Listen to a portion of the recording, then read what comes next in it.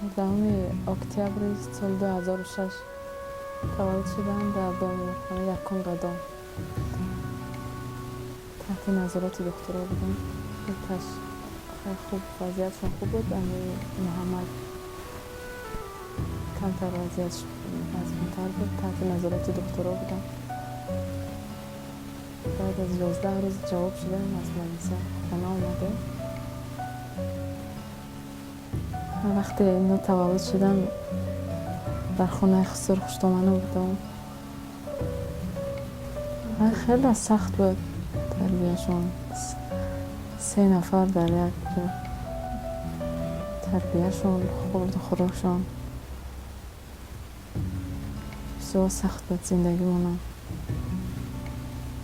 خودم بودم، مادرم بود، مادر شوهرم بود. بسیاری خونه شوهرم دیگه، خواهر شوهرم بود. بسیاری در یک خونه چند نفر بودم. نو تولد شدگی بودم. آمدن خونه، آمدن معاون عبیدالله خودشون، رحیم و صنوبر و رئیس امین ناحیه فردوسی آمده بودن. 900 تومان پول آوردم کردن و 3 تا کلاسکه و 3 تا فرماچه آوردم.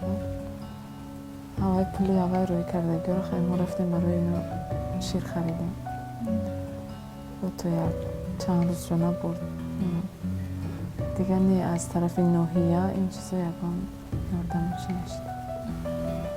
در اونجا بسیار بودیم، 4-5 اوله در یک خانه بودیم.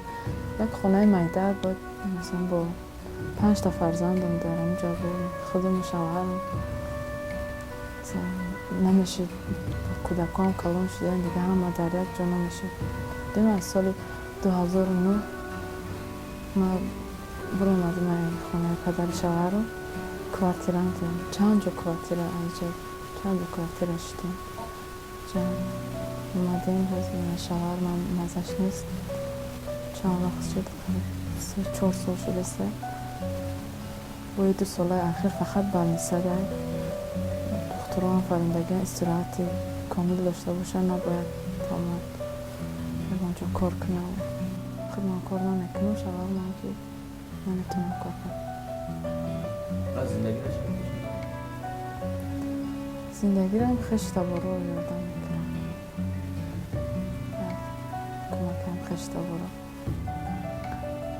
وقتی از حکومت آمدن گفتن این کمک های اولین درجه ما انشالله با ما بازم یاردم میکنیم. خونه را وعده داده بودن اینه که تا حال هیچ کار نشده. ما نامه نوشتیم. همون سال 2006 بود نوشتیم.